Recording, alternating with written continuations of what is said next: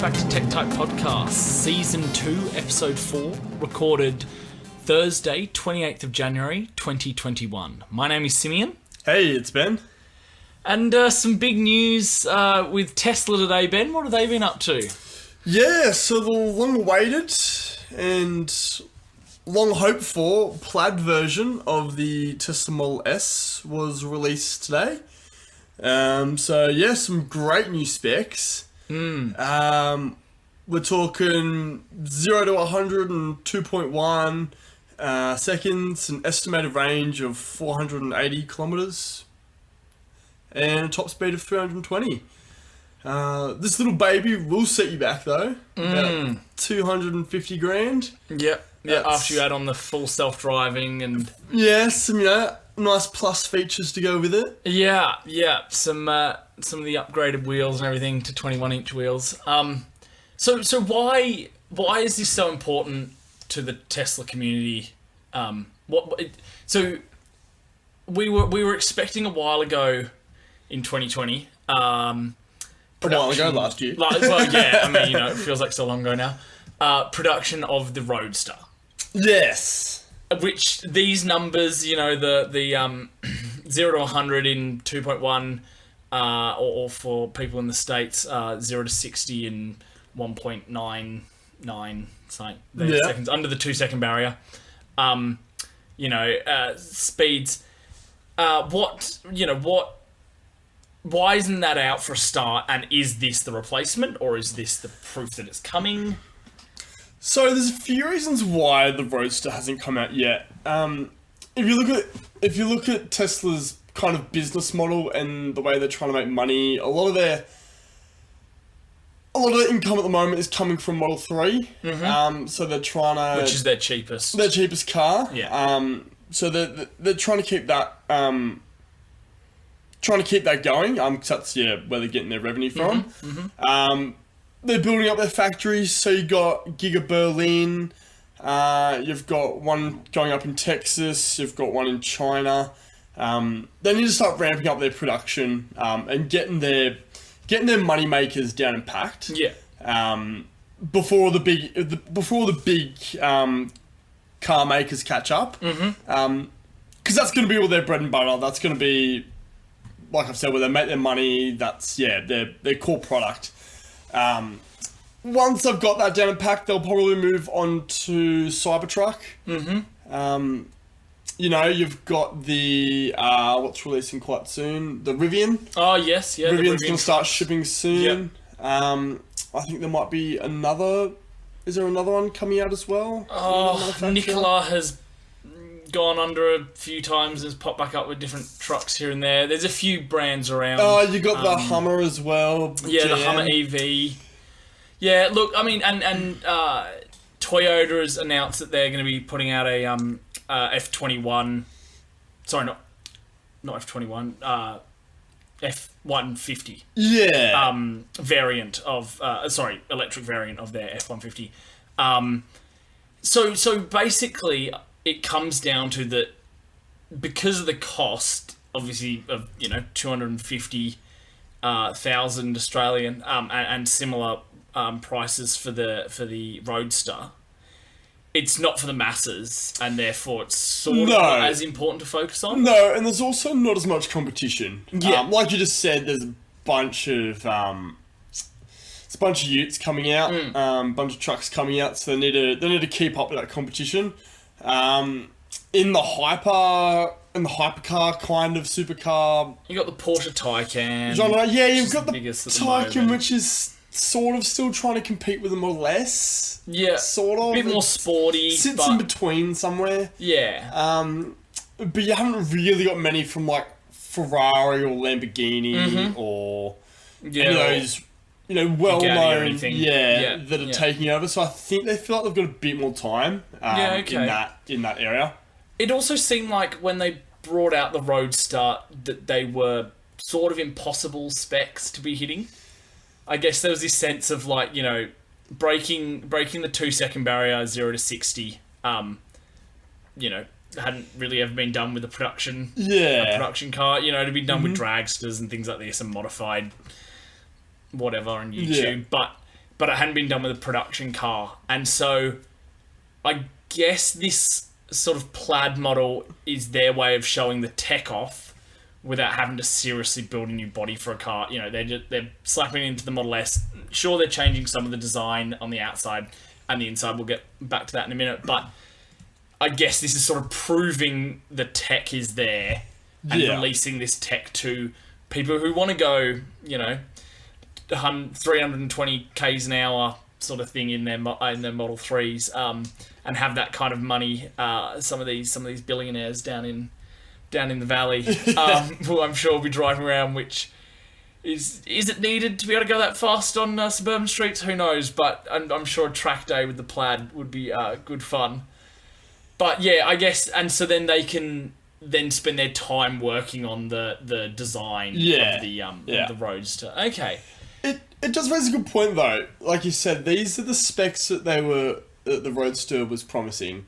So, you know, if I slap down a fair bit of money for a Roadster, I wouldn't want my supercar to get the same as, you know, Joe Blow down the road could get. Maybe not quite Joe Blow at 200,000. a rich Joe Blow. A rich Joe Blow. So yeah, like he has talked about he has hinted at a SpaceX package for the Roadster, with some compressed air. Hang on, sorry, can we go back to that compressed air? Yeah, so he's sort of mentioned on Twitter, it was quite a while ago now, that there would be an added package on the Roadster that would involve some compressed air. There'd be a big compressed air tank in the back. Right. And then have some thrusters that were taken from maybe some SpaceX technology that would give you a bit of an extra boost.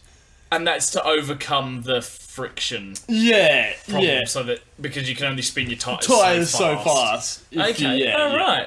Yeah, so that's something he's toyed with. I think there's a few other ideas he'll have up his sleeve. So what are we thinking? Hoping to break 1.8 0 to 60, 1.7 0 to 60 kind of. I reckon the the top end will probably do 1.7. Okay. Like the top tier Roadster. Track conditions, maybe 1.7. 1.8. I'll put my money on. Okay. Yeah. Yeah, I mean, it's quick. So, I mean, we haven't really heard anything in 2021 about releases for... Radio silence. Yeah, I believe on their site still it says... It still says 2020. 2020 starting production, which, who knows, they may have started production December 31st of 2020. Yeah. But there definitely hasn't been any... dropped on people's driveways yet. I think one thing they're also waiting for is the new batteries. Yeah, okay, so these are the ones announced at Battery Day last year. What are they? The new design, they've got tabless. More tabs actually. Yeah. Sort of tabless, but more tabs more often. We'll link to a video on all that battery tech, but basically they're getting bigger cells, fatter and slightly longer cells. And some slightly different battery chemistry in there, but... So, also a bit of an interior update. Yeah, okay. Yeah, so they've gone away with their very traditional vertical screen tablet, and they've gone to the horizontal, which is quite similar to the Model 3. Right, okay. So are they switching their whole line over to that on the S's, or just the Plaid? No, the Model X has also got an update as well, I believe. Right. Or is getting an update. Okay. So they're deciding the sideways screen is... Yeah, will be the way to go. Is the way. Which, in the long term, makes sense.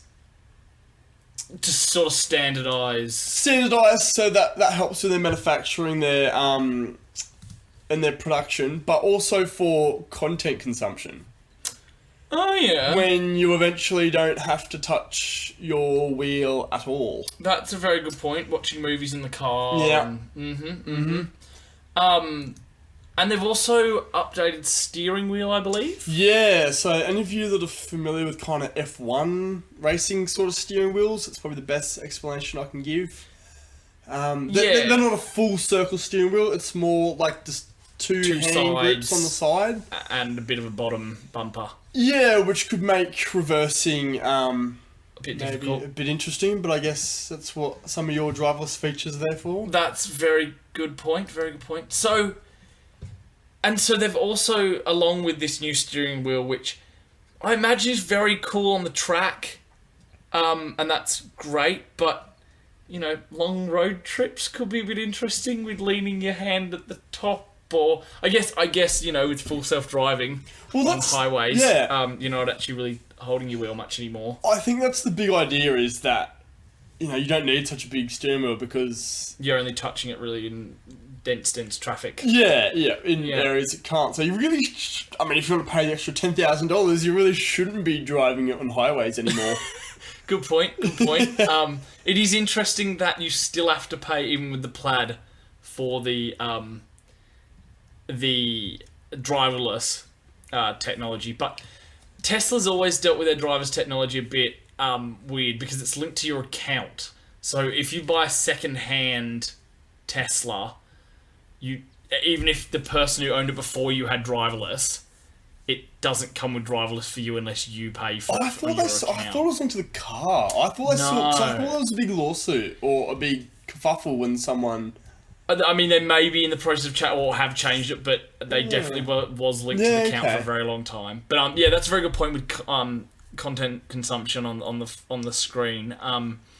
And no, it doesn't look like any indicator. No indicator sticks, levers. No. So because they've had the windscreen wipers on the screen for a while. They're automatic / on the screen. On the screen you can turn the them on. lights are on the screen. Yeah, so I presume buttons behind or paddles behind or could be something. Paddles behind. Could be on the front because they've got the two little wheels. For volume and stuff like that. Also, where they had the self-driving to flick up or flick down or flick in or whatever. Yeah, so you activated self-driving. So again, that must be somewhere else on the screen, I presume. I imagine that you can't put the indicators on the screen. As you have to reach across every time. And I thought they were legislation. Well, maybe here in Australia there might be. Well, I know that they had big problems with the wing mirrors on the Cybertruck, which they still haven't sorted out the laws around. Yeah. Because you have to have wing mirrors, whereas the Cybertruck announcement model and the Roadster announcement models didn't have them, and everyone went up in arms and said, "Oh, that's not allowed. They're going to have to change that sort of thing." But I guess when these laws were created for cars, it was back before some of this technology was coming out, driverless technology and camera technology and stuff. So who knows? I mean, maybe there are versions for different countries in Australia, like you say, that will have indicator sticks and stuff. But I imagine buttons for them or paddles behind the wheel. It probably wouldn't be too hard to convince the government to change those laws from a stick to a paddles or something. Right, okay. And then there's some slight design changes on the front. They're making it more sort of slopey, smooth. More traditional, ironically. More car-shaped. Almost Audi-shaped. Like a little bit. R8 Audis sort of spring to mind. And they've also got a little screen for the backseat passengers now. Right, okay. Okay. So children can have entertainment, backseat people can have entertainment on drive. Right, alright. Well, there you go. I mean, when we have some more information about the Plaid when they start arriving in YouTubers' driveways, we'll have to have a bit more of a chat about how they're dealing with some of those problems and maybe even have a video up on our Facebook about someone doing a speed test in it. But, sounds good.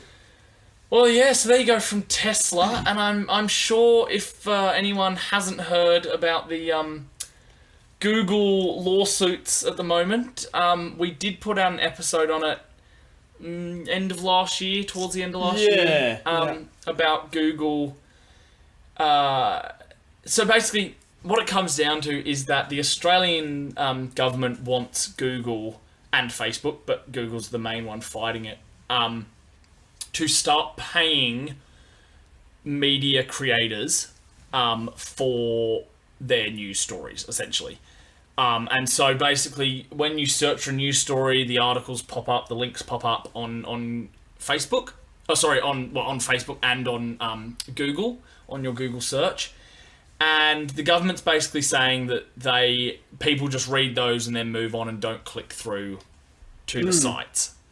And so the argument is that Google and Facebook are making money off this and therefore should have to pay some money to these creators. And Google is basically saying, nope, we're not going to pay that. And at the start they were just saying to Australian citizens and also citizens around the world, sign up to this petition. Otherwise your Google search could be different, could be paid, could be changing, sort of thing. Everyone was kind of like, oh yeah, great. We don't want Facebook or Google to change. Yeah, some people signed it, some people didn't. It kind of washed away and went bye-bye. Yeah. Then it went through the courts a bit, and now it's popping back up again, and Google's really fighting it and saying, if you don't bow down to us, Australian government, we're taking Google away from your country. That's a big bombshell.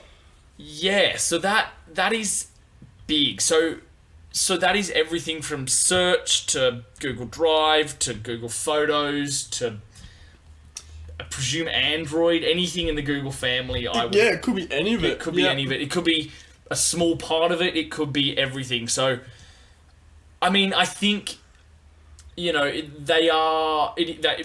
Australian government obviously has some reasons that they are fighting this, but I think they need to be very careful about how they go about it. I don't think they should bow down to these companies necessarily, but that's a big call.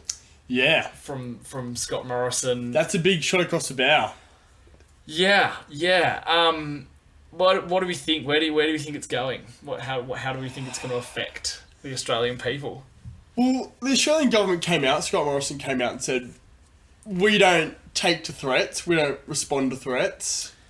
In other words, he's like, yeah, good try, Google, but, we're still sort of pushing ahead. I can understand that, because if if the Australian government is looked to be bowing down to these big tech companies, then it's very similar to these arguments in Congress that they're getting scared about in the US.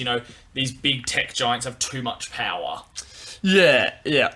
But I think in this case, the reason that Google's fighting it so hard is because the Australian government is trying to force Google to pay for something, which is the linking, that Google at their fundamental has said that's the free part of the internet. Yeah. Now look, Google has to make money, and this is a little bit of the other side of it, but Google has to make money somewhere, and so they do sell these ads and stuff, but they are they to all intents and purposes, to a user, they look like a free company. Yeah. They look like they're for the good of the people, they're free internet search, they're free 15 gigs of data. Doing society a gesture. They're doing society a very good gesture. And up till now, unlimited Google Photos. That is unfortunately going away. But again, that is costing Google millions and millions of dollars a year to store your photos, in quotation marks, for free. Yeah. Sure, big what they're quotation mark. selling is our data, our where we live, who we're catching up with, what we're posting, what we're searching, everything about us. But the alternative to that is we have to pay for Google. Yeah. Most people, I think, go, no, I want all my stuff private, but I also want free Google search. So, Can't have you both. can't win. But in this case, I think it's that the Australian government is making Google pay for something, which is the links, which is the part of the internet that should be free, or that Google has always maintained is the free part. It's fundamental to the way they do business. It's fundamental to the way the internet works. It's hitting a bit too close to home. Absolutely. For Google. For Google. I mean, so I don't know. Do you think it would just be a standstill, or what? I mean, so I guess what I'm asking is, what is the outcome that Google wants, and what do you think their reaction will be if they don't get that? Look, neither of them want. Like, Google doesn't want to leave Australia because they make money here. The government doesn't want them to leave because, well, they use them every they day. use Google so much. I think they were both just showing the extreme end of their arguments And their power. to show how serious they are. Yeah, they're both kind of just standing there flexing at each other, and no one's really willing to throw the first punch just yet, sort of. Yep. How it's going to end, I have no idea. I don't think Google's going to leave Australia. I would be very surprised if they did. Yeah, I mean, you know, let's just hypothetically pretend that Google pulls all services. Everything that is to do with Google, I mean, okay, yeah, they can't actually take Android off your phone, but it has some sort of disabled parts of connecting to the internet, these sort of things. Yeah, you can't use photos anymore, you can't use Google Search anymore. Yeah, so you can still use the base operating system to do things on your phone, and you can connect to Wi-Fi, but you can't search anything because you can't use Chrome. Yeah. Sure, you can use Firefox, but unless it's not downloaded already, you can't download it because you can't get onto the Google App Store. Things like this. Hypothetically, if that happens, I mean, for a start, do you think there are too many contracts in place with private organisations that will prevent them from doing that? Or do you think they'll just go, no, for one day, we're just pulling our services from Australia to show our power in your country? That's interesting because, like, a lot of those contracts would... It'd kind of be hard to do industry, because if they pulled industry, even for a day, it would shake the industry to its core. And, like, I think a lot of businesses would be quite nervous to sign up with Google after that. Yeah, I think so. It happened in America end of last year, towards the end of last year, I believe. The Google servers just went down for 12 hours or something, or 8 hours. And the government seriously, and private organisations alike, were like, oh my god, I didn't realise we were this dependent on Google. Yeah. We have to diversify across our things. But there are not a lot of other companies that do what Google's doing as well as Google's doing it. Sure, there are other providers of, you know, search engines, but a lot of them still pull through Google sites and go through Google servers and this sort of thing. I don't think people really understand the extent of Google's, you know, claws within your life. I mean, YouTube. Like, just think about if Google was just to pull away YouTube, Google Search, and Google Drive. Pretty much every student in Australia would pretty much be screwed. Yeah, so, you know, you can't study anymore, for a start. I mean, yeah, you can still go on Facebook, but you can't search for it through Google Chrome or through Google Search. No. You've just got to go straight to the URL. You know, things like this. So, I mean, it'd seriously stuff a lot of people around, and I think would possibly scare the government even more into not wanting to back down if they pulled it for a day, or even started to pull features to try and scare the government. Yeah, I think also being, like, the community and the population would also be pretty pissed off at the government. And they'd be like, yeah, like, I know, you know, the media is important, all those people on that side of the argument. It'd be interesting to see if Google pulled for a day or half a day or however even a long. few hours in the middle of the day. How many of those people would be like, you know what, Google's pretty important. Pretty big, yeah. I mean, it's kind of scary to think about, but... What would be some options if they pulled? This is what I was thinking before, is that... I mean, I guess you go over to Firefox or even Edge, worse, or Edge. Oh man, it'd be a big day for Edge. You know, you sort of begin to think about, you know, Wahoo search, kind of thing. I mean, there are options, but I mean, you know, anyone who's got anything saved on Google Drive just can't access it. Well, yeah, you could use a VPN. You could use, could do. I think if they are beginning to think of pulling out of Australia, investing in a VPN company is probably not a bad idea. Wouldn't be the worst idea. I imagine if they were to pull out, even if they were just to pull out their search, if they said, yep, you guys can keep Drive and keep all that, we're just pulling out our search because we don't want to pay this money, there would be 1,000,001 startups trying to jump and fill the void. I'm sure there's been rumours of Apple bringing out a search engine. I'm sure they'd push out theirs very, very quickly. Yeah. Firefox, I'm sure, would get millions of downloads in minutes. Mm-hmm. But I think... I think mainly there'd be big companies trying to do, like, those VPN stopgaps, technically using Google search, but skinning it to run on their server and then jump through another server. Yeah. Sort of like a VPN, but, not quite the same. Yeah, VPNs would get big. I think like we were saying before, they have a lot to lose. Google has a lot to lose by leaving Australia. I mean, if they did, they'd just be throwing away billions for potentially a few million here and there paying use. I think they don't want to set the precedent for other countries to go, oh yeah, we'll snap that up as well. Yeah, you did this for Australia. Do it it's so much easier. Hard. Yeah. And if they do agree to it,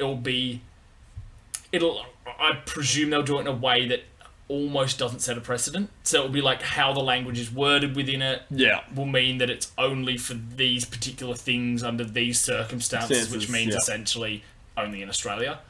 But I just can't see Google backing down. I just think their pride of free internet is... they're constantly fighting for this. Companies are constantly wanting to, and the government is constantly wanting to, not privatise internet, but bring in paid parts of the internet and things like this. And Google's constantly saying, nope, we're not doing that. Yeah. If you want to go do that, set up your own server somewhere and try and pull our users across, but we know our users are going to stick with us if it's free. Yeah. People are constantly like, oh yeah, I don't want my data shared, but it's free. And they don't really know how much they're sharing anyway. Yeah, it comes back to the core of why the internet was created. Like, it really hits very, very close to home to Google because, they do some dodgy stuff like any big company, but, their core premise is still to provide a free and mostly open and level playing internet. Yeah, absolutely. Here and there. Yeah. I think it'll be interesting. Speaking of sort of the security side of Google and sharing data, WhatsApp has been popping up a lot in the news lately. They're not having a good time. Facebook is just not Facebook's having under a good some time. serious scrutiny. So what's been going on with WhatsApp, Ben? Why are they back in the news again? Well, as usual, it all falls back down to Tim Cook and his mighty company Apple. He just rocks the boat yet again in the industry, as they do. Yeah, so basically Apple said, we want more open privacy policies. We want to know what you're sharing, how you're sharing it, who you're sharing it with when our users use your apps. This has been a bit of a push for the last few years for Apple. If anyone's running the newest version of iOS, you would have noticed little green dots up the top of your screen when your camera's being used in apps. Little orange dots if your mic's being used. Android's had these things for a little bit, some of them depending on what Android, but Apple is making it universal across their devices. More and more pop-ups I'm sure you're noticing on your screen when you download an app and it says, hey, we want to use your Bluetooth for this, instead of just allow them forever. to use, sort of thing. So you can now set it for only this once. You can set it for tell me each time they're trying to pull Bluetooth data. And sure, a lot of the time you do just still click agree, but it's the information and the amount of information that Apple is forcing these companies to get. Yeah, it gives you the option. Yeah, I think it's a great thing that they're doing it, but one of their newest things is privacy policies. Updating privacy policies to tell us where our data's going, what it's going to be used for, who's it going to, why, pretty much.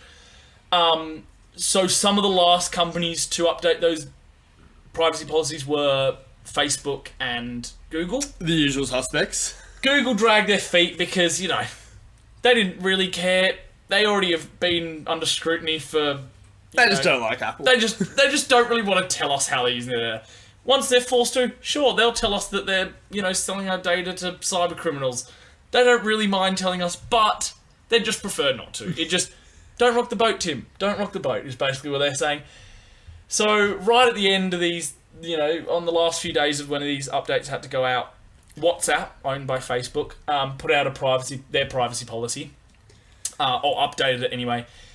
And some shocking news came out that WhatsApp is meant to be super private. It's a messaging app between family, friends. It's used a lot over in Asia, in Africa. Yeah, a lot of unstable areas. A lot of unstable areas where end-to-end encryption is very big, so the government can't see your data.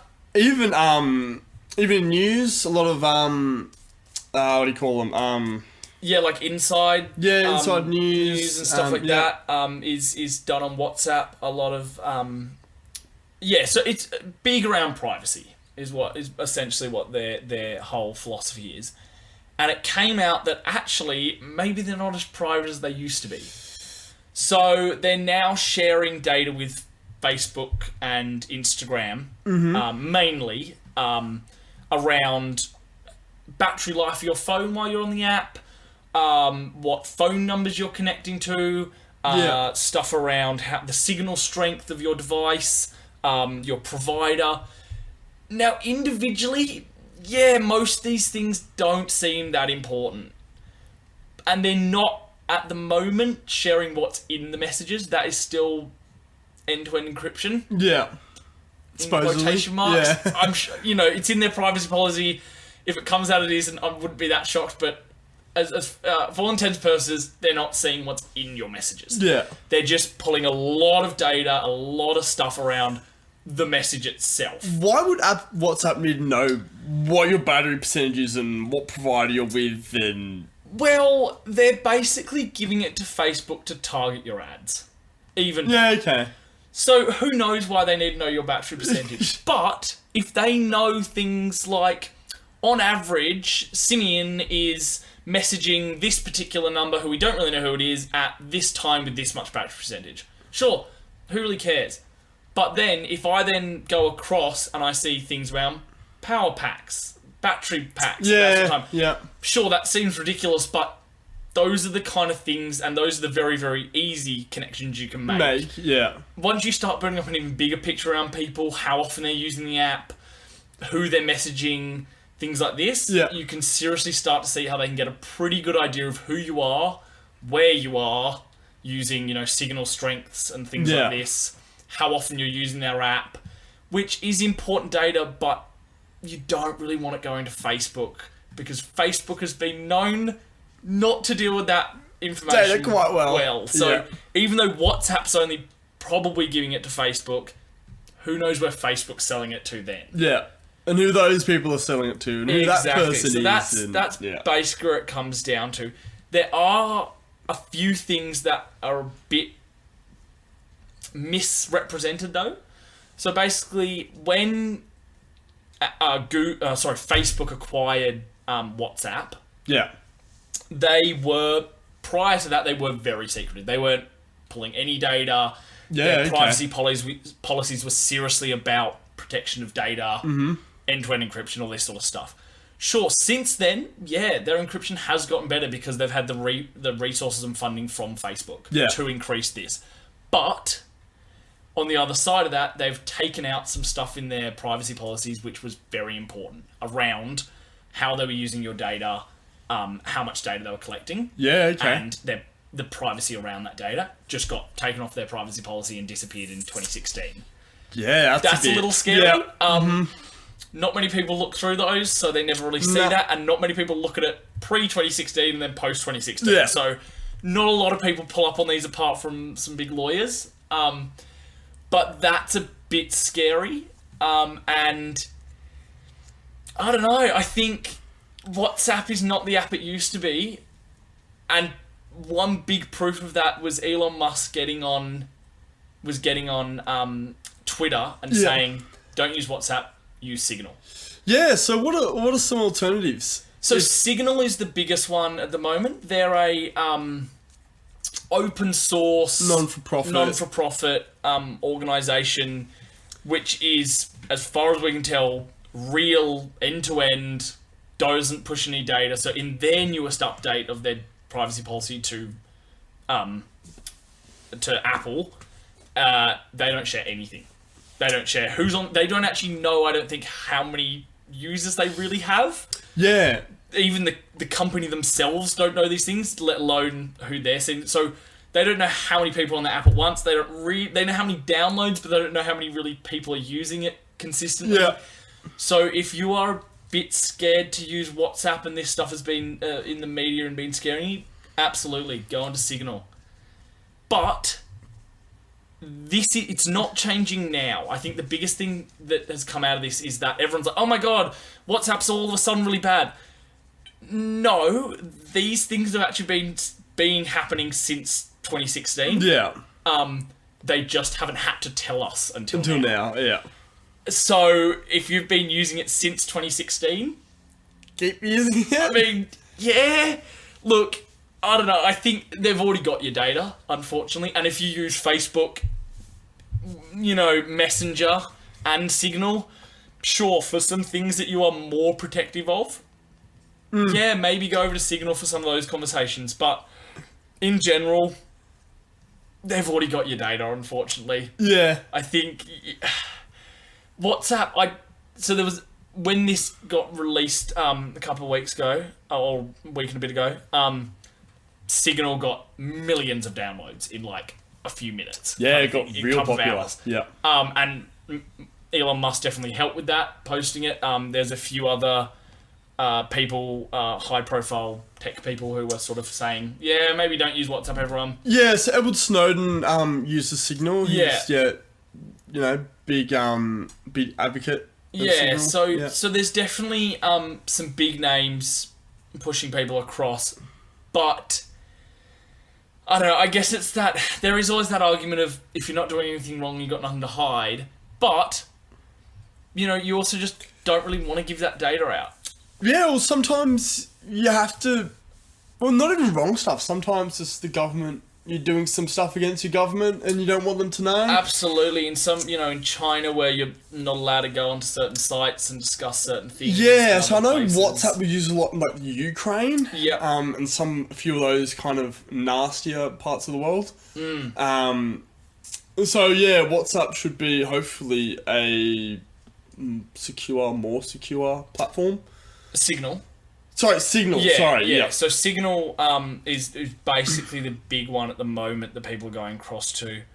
Look, who knows? I wouldn't be surprised if Signal has gotten a lot of offers from very big tech companies saying, "Oh, you guys are really big. I know you're non-for-profit, and I know you're kind of open source, but can we buy you?" Yeah. I'm sure they've had millions of offers in the last few weeks around that. I'm sure WhatsApp has offered to acquire them as well, but. So they've actually been around for a long time. Signal? Yeah. Yeah, okay. So the non-for-profit's actually been around for, I think, 50 years or something. Yeah, right. And I think they mainly dabbled in, advocating for privacy and security. Yep. Makes sense. And then, yeah, I think even their Signal app has been around for a while. It's been around, I think it was popular a while back, around the time WhatsApp started getting big. They were competing as well. For some reason, WhatsApp jumped ahead. Yeah. Got acquired by Facebook. Got pushed even more big and big. But, playing the slow race, they are, I think, winning at the moment. I think the other thing was that WhatsApp got a lot of features very, very quickly because they were part of a big tech company. Yeah, okay. Their development teams were massive. Millions of billions of dollars were pushed towards them kind of thing. And so that really helped the sort of increase in size of WhatsApp. But, a lot of those features that were sort of core to WhatsApp that possibly aren't so core to WhatsApp anymore are now what is core to Signal, and always has been core to Signal, but now is sort of coming out more in Signal because WhatsApp isn't there anymore, or isn't shown to be there anymore. So yeah, I mean, if you're hearing about WhatsApp in the news a lot, that's basically what's going on with them. But it's important to know that it isn't actually changing at the moment. There is one thing that is changing around business numbers. So there's even more data going to be pulled if it's a business account you're linking to. Oh, really? Yeah, so they're not fully clear on what data will be pulled, but I think it's more around the actual messages to businesses that they're pulling. So that is changing now, as of or whenever the next update will be. A few days. But all the stuff around the data sharing has been happening for 4 and a bit years now, since 2016. So, yeah, it's blowing up at the moment, but it's not new kind of thing. It's just being announced now. Which, I mean, isn't great either. They should have announced it in 2016, but hey. So, yeah, I mean, thanks, Apple, for bringing this up from a consumer. No thanks, Apple, if you're Facebook, I guess. Who knows, but I think it's also interesting to know that a lot of other things that we thought were kind of private are now coming out aren't so much. So Facebook Messenger also updated theirs, pulling similar data. Apple iMessage is better, but they're also pulling some data around numbers that are connecting. Yeah, there's a great graph out there which kind of shows what apps are pulling what. Yeah, it's quite interesting because we'll link that in the show notes. Facebook's a massive list, and then WhatsApp's like pretty medium size, and then like iMessage is like a little bit, and then like Signal's like nothing. Signal. Well, like even they're like pops up on the list. User app. Yeah, they're like, that's nice. We have users. Oh, okay, cool. Because they don't make any money, so they don't mind how many users. They just keep updating it no matter what kind of thing. So. Look, I've gone over to Signal, and have been using it for a little bit now. It's very similar to WhatsApp, to be honest. Yeah. Voice messages, photos, videos, groups. It's a messaging site. Yeah. It's sort of, it's like the other ones, but hey, it actually cares about your privacy. Yeah. So there you go. But yeah, I think we'll leave it there, Ben. But that's what's been going on in the news and in the tech realm at the moment. And it was good to talk tech on the pod with you. It was great to talk tech. All right, mate. I'll catch you next week. Hope there's some good news next week. Sounds good, mate. Talk to you then.